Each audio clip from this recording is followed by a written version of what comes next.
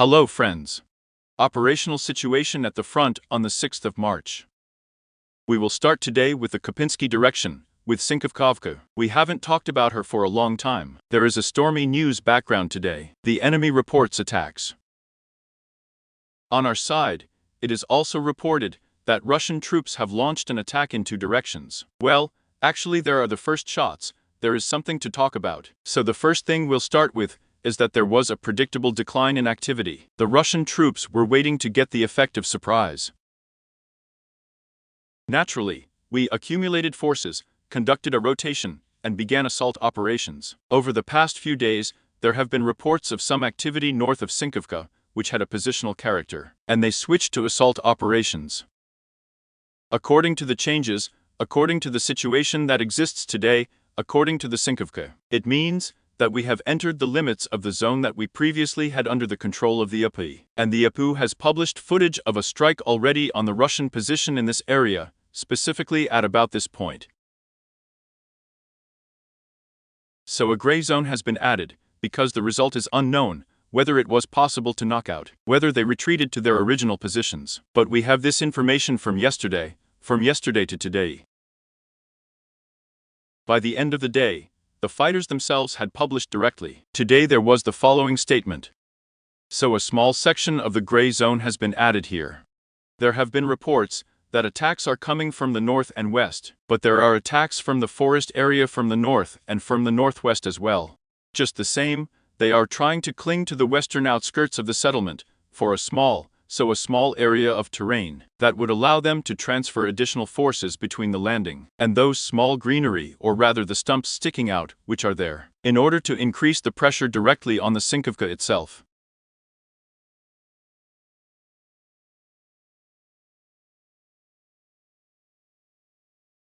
Taking into account what kind of drones there are now, and in any case, those protruding stumps, branches, everything is an obstacle. Therefore, now the attack vector is just the same predictable, through what is a big obstacle for F drones, against the background of shell starvation. At the same time, there were reports from both our media resources and the military that Russian troops are now using portable RAP systems, that is, on their backs, in the form of a satchel, which we also periodically talked about there a month ago. Today, footage was published from the APU, where just the same arrival was in a group of Russian troops, who have just the same RAP complex. That's why I said 2.5 months ago, that I have great doubts about the effectiveness of these RAP. Two unrealistic characteristics are stated. The second point is that the Russian media soldiers themselves reported directly from the fields that the APU is programming drones at completely different frequencies, and, accordingly, RAP does not work for them. And this will be a very, very big problem when it is massive, predicted by the summer. Therefore, we are already seeing the first results. But in any case, the enemy, we are now speaking for Avdeevka, continues to attack. The actual fighting is going on both to the north and in the northern part of Avdeevka, and on the northwestern outskirts. We do not record any significant changes in the Lebanese direction. That is, these are thorns, a Yampilovka. There were a number of statements from the Russian side. I commented on it at the time. You asked for no information on the situation from this area, that Russian troops had made their way. That is, the battles are still within the Yar Laptev, the beams are round, and on the nearest approaches to the beam to the Yar, or rather, the near one. It means that there were a number of attempts. A number of centers noted the approach of Russian troops close to the Yar itself, but they failed to gain a foothold in the fields. But in any case, they will now make a big bet with Yar Laptev. That is just the same, the shortest possible shoulder to break through to the green that they need. Well, or rather again, not the green, but the protruding stumps that remained. Therefore, fighting continues here, but without significant changes. I will comment on Bologorovka in the Luhansk region, because there is also quite a rich news fund about it, and from our side, there are reports that the enemy is conducting assault operations, and a lot of information is coming from the enemy, that heavy fighting is going on there. This is really so, and so very much. Now in general, we need to say that there is a lot of activity on Bologorovka from the Russian troops. They are not trying to find a gap in the defense of the armed forces of Ukraine. They are trying not only in the area of the industrial zone, in the direction of the chalk quarry and the chalk quarry. There are also attempts to enter the southeastern part of Bologorovka, and there is also activity east of Bologorovka. In other words, it is possible to repel a lot of attacks. The only thing I will add is that everything remains within the gray zone. That is, periodically the enemy comes in, but they do not allow the APU to gain a foothold. Although we see that there is actually a lot of pressure on Bologorovka, very much, I would say. According to Ivanovskoye, the Bakhmut direction, fights with varying success. Still along Shirokaya Street, along Shasynaya Street, along Voronezhskaya Street in the north direction. They carry out attacks. We are not fixing any new changes. At the same time, there are a number of messages from both the Russian side and from our side. For example, the same Osman commented today that there is activity north of Kleshivka. Yes, attempts are continuing, just what we talked about at yesterday's broadcast on geolinking frames from a drone. Here, with the support of armored vehicles, they attacked in the center of the field, in the center of the gray zone of the field. No changes were recorded, but today, we see the assault operations resumed again. The attack vector is a forest belt running parallel to the Chernobyl Garden Association. That is, they make the main bet on it to break through. Along the forest belt itself, they encountered a number of obstacles, so they are trying to bypass a number of difficult positions. I repeat, we do not record any new changes in this section of the front, but there are actually a lot of battles now on the part of the enemy. Well, there are a lot of blows of a distracting nature, which on the one hand are distracting, on the other hand, involve considerable forces. In other words, we are not talking about attacks by small assault groups. No, there are very heavy fights right now. We come to the Avdeevka direction, where recently we have observed absolute positionality, fights with varying success. According to Burdick, we do not record any changes. Yesterday there were reports from the enemy that the APU is conducting counterattacks in the village. It really is. There are a lot of counterattacks now, a lot of attacks by Russian troops, but there are no changes. In other words, everything remains within the gray zone. The only thing I will comment on here was the drone footage, from the drone of the expulsion about the binding of drone footage. Russian troops were present in approximately this area. That is, the vector is no longer so much from the north and from the south on Burdick attack, but they are already trying to attack the northeast. Here the situation remains in the forest belt itself. On clarifying the Burdick leading to the locality, by the Burdicks themselves without any changes. Very heavy fighting continues in Orlovka. The enemy uses a huge number of aerial bombs, but again you need to understand that the location is extremely unprofitable. As far as possible, the APU is holding the defense, but the situation is very difficult, because now the main focus is approximately on the area of intersection of two intersections of Mira Street with Yelikin Street.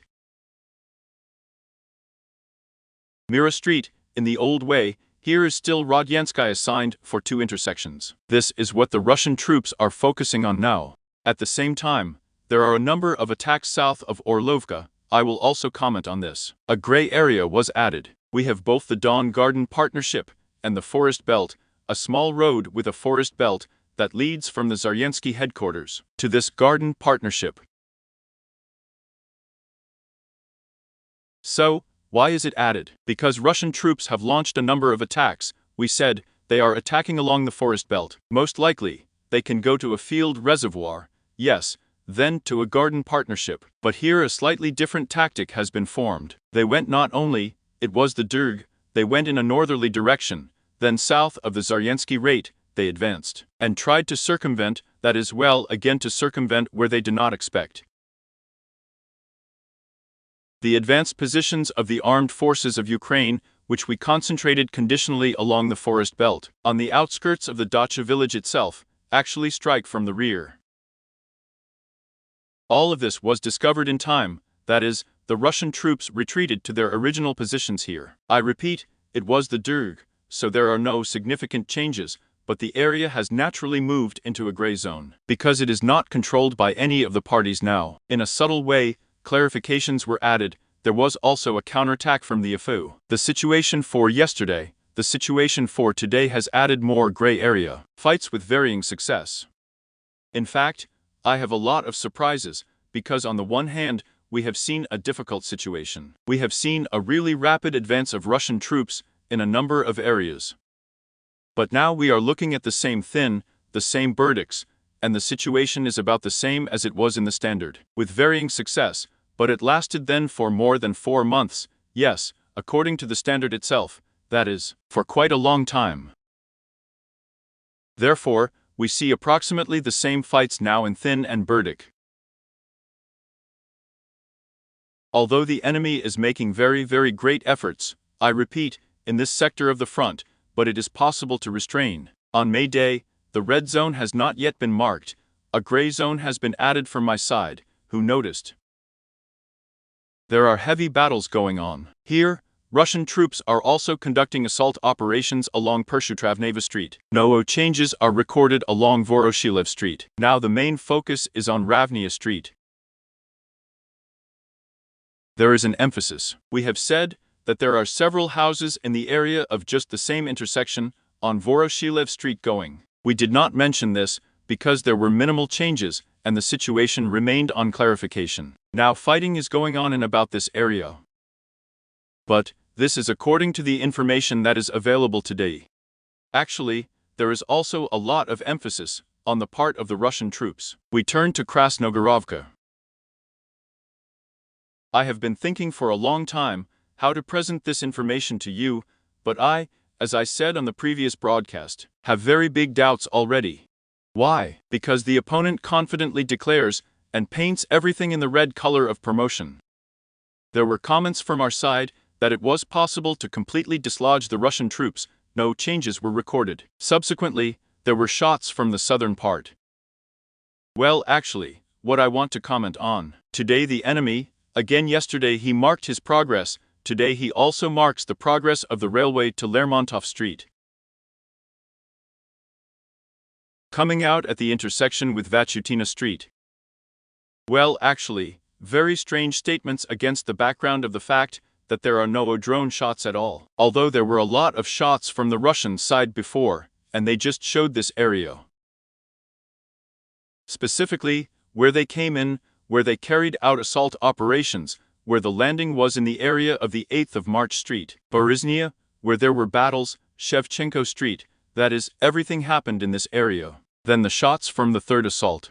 And now, we see again further statements from the Russian side that they control this area, and have already approached and taken control of this area. Together with the forest belt by the railway. Well, actually, for some reason I have doubts about this, although you can see that such a pitch is being made on their part. And at the official level, Ribber has 1 and 2 million in a telegram, plus his broadcasts, that is, it is several million. The audience is quite wide, and well, I have very big doubts about this. Of course, we are waiting for personnel, because according to the information, I will say frankly, for the last 48 hours. In general, I have no information on Krasnogorovka to say. But again, there is also no visual confirmation of what the enemy reports. Why did I have doubts? Because I know where the fortified areas are, where, that is, I navigate on the map, and here is such a rapid progress as they note. Well, it does not seem possible to me in this area. As they say, we will look, because well, if they lie, then it's very convincing. Now we turn to Georgievka. The information was there yesterday. Since I didn't have an evening broadcast yesterday, we are commenting on it today. St. George's Rates. Yesterday, the enemy announced that they had managed to take it completely under control. According to the situation, yes, you have seen that a gray zone has been added. Why? Because first of all, there were attacks, we talked about it, both in the northern part, the northeastern, or rather the part north of the Georgievsky Rate, and in the south also, south of the Georgievsky Rate. The southeastern part of the Georgievka, there were attacks. In other words, we analyzed that they were attacking in 2 directions. And indeed, we have battles within the gray zone. There is no information, visual confirmation on this area, from either side, but the fact that there are fights here. It really corresponds to reality. because the Russian troops have been putting a lot of emphasis, and are now doing it, to gain a foothold just on the southwestern outskirts of the Georgievka Stavka, that is, in the construction of the main part of Georgievka, which we have south of the river. Because with the northeastern part there, problems in advancing to the south could arise from the enemy.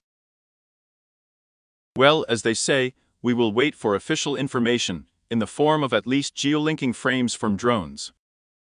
According to the Victory, there were also reports that the enemy is now changing the attack vector, attacking in the western north of the Victory, in the western direction along the forest belt from the field reservoir. There is a small support line that runs along the forest belt just to the west of the Apu. There are a number of field reservoirs that Russian troops are targeting.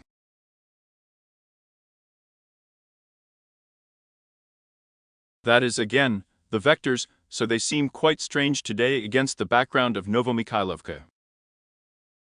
Perhaps they are planning something grandiose, I don't know, I won't comment on this yet, because we proceed from the battles in Thin, and we proceed from the battle for Novomikhailovka, and we proceed from the information that is available. But the vector is so sometimes very strange for the Russian troops, very much, if we are talking about victory as well. Perhaps these are just attempts to bypass Georgievka, but it's too early to talk about it, because let's just say, there are a number of zones where Russian troops attacked the Yuzhno-Georgievsky headquarters, and the attacks were completely repelled. But not everything is as good as we would like. We turn to Novomikhailovka. We still have Novomikhailovka and changes in the area of work. There are very heavy battles going on in Novomikhailovka right now. First of all, they were transferred. We know that there was heavy equipment in this direction. There have been a lot of comments from our side in recent days. There were at least 2 videos. The first one, where the Russian column attacked from the south, in the direction of the industrial zone. The second video appeared just the same along the beam already, attacked with the support of armored vehicles. It was possible to enter the gray zone. That is, this attack, the attack vector was on the farm. We have already said with you that there will be a big bet, a lot of pressure from the Russian side on these farms, because there is a line of defense here, including company-type support units. Naturally, for the enemy, this is a very desirable goal, during which he would be able to move through the trenches, dugouts, respectively, to the western part of Novomikhailovka. There was an attack, it was possible to repel, but as we see, the enemy does not give up trying to realize this goal, because these attacks are carried out in different areas. But the main vector, if we are talking now from the south, is just the same farm buildings and company-type strong points. Along Novomikhailovka itself, there are still fighting along Centralnaya Street, along Shevchenko Street, along Timoryazov Street. Very heavy fighting within the gray zone. Footage of the presence of Russian troops with a flag was published, which means that we have buildings in the Ukroshta district of the village council, here, in approximately this area. It was possible to throw them back to their original positions to the area of the church. But here the situation is still questionable, because within the gray zone, there are actually opponents in short. The problem is that they are transferring additional forces to increase pressure on Novomikhailovka. In other words, it was already clear, and plus, the attacks of armored vehicles, and the widest possible coverage. Therefore, a very difficult situation with varying success. But let's say, so far the prospects are not the best, given the pressure on the locality itself. And let's get to work. On the information that we are going to consider now, there was neither on our side nor on the part of the enemy